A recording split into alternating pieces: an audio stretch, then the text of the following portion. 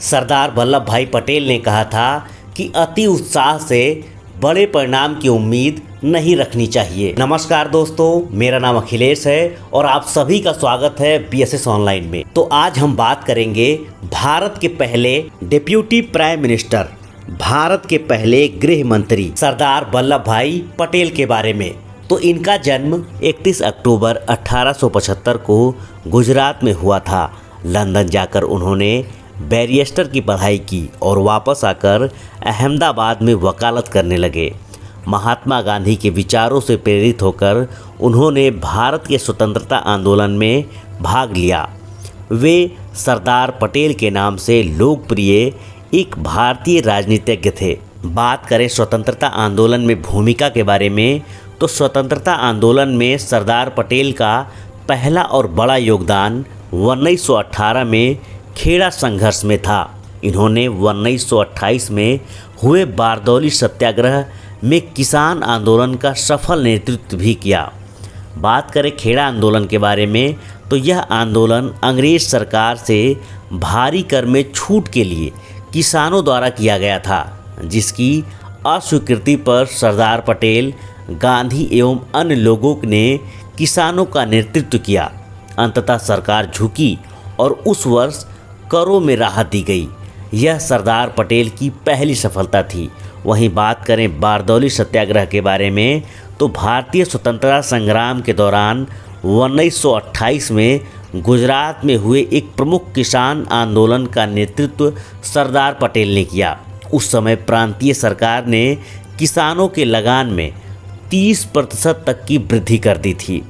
पटेल ने इस लगान वृद्धि का जमकर विरोध किया। इस आंदोलन की सफलता के बाद वहां की महिलाओं ने वल्लभ भाई पटेल को सरदार की उपाधि प्रदान की। सरदार पटेल को गांधी जी की अहिंसा नीति ने प्रभावित किया, इसीलिए गांधी जी द्वारा किए गए सभी स्वतंत्रता आंदोलन जैसे असहयोग आंदोलन, स्वराज आंदोलन, दांडी यात्रा, भारत छोड़ो आंदोलन जैसे सभी आंदोलनों में सरदार पटेल की अहम भूमिका थी। वहीं बात करें कांग्रेस के कराची अधिवेशन में सरदार पटेल की भूमिका के बारे में, तो 29 मार्च 1931 में कराची में किए गए कांग्रेस अधिवेशन में गांधी इरविन समझौते यानी दिल्ली समझौते को स्वीकृति प्रदान की गई।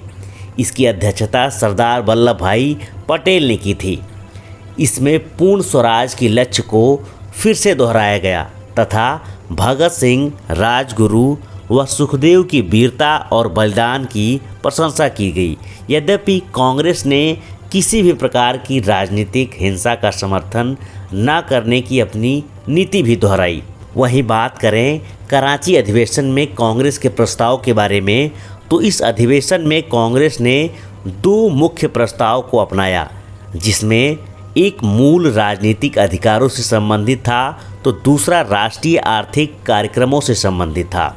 बात करें मूलभूत राजनीतिक अधिकारों से जुड़े प्रस्ताव के बारे में, तो उसमें था अभिव्यक्ति एवं प्रेस की पूर्ण स्वतंत्रता, दूसरा संगठन बनाने की स्वतंत्रता, तीसरा सार्वभौमिक वयस्क मताधिकार के आधार पर चुनाव की स्वतंत्रता, चौथा सभा एवं सम्मेलन आयोजित करने की स्वतंत्रता, पांचवा जाति, धर्म एवं लिंग इत्यादि से हटकर कानून के समक्ष समानता का अधिकार, छठा सभी धर्मों के प्रति राज्य का तटस्थ भाव, सातवां निःशुल्क एवं अनिवार्य प्राथमिक शिक्षा की गारंटी, आठवां अल्पसंख्यकों तथा विभिन्न भाषाई क्षेत्रों की संस्कृति, भाषा एवं लिपि की सुरक्षा की गारंटी।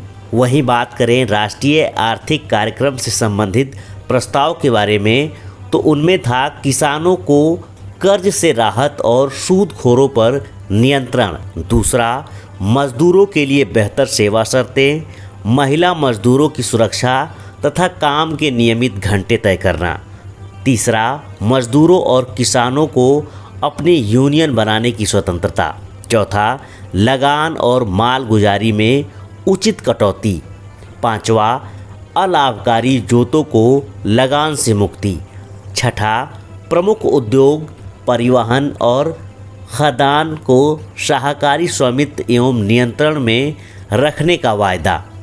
इन प्रावधानों के साथ साथ कांग्रेस ने यह भी घोषणा की कि जनता के शोषण को समाप्त करने के लिए राजनीतिक आज़ादी के साथ साथ आर्थिक आज़ादी भी आवश्यक है। अतः यह कहना उचित ही है कि कांग्रेस का कराची अधिवेशन वास्तव में उसकी मूलभूत राजनीतिक व आर्थिक नीतियों का दस्तावेज था।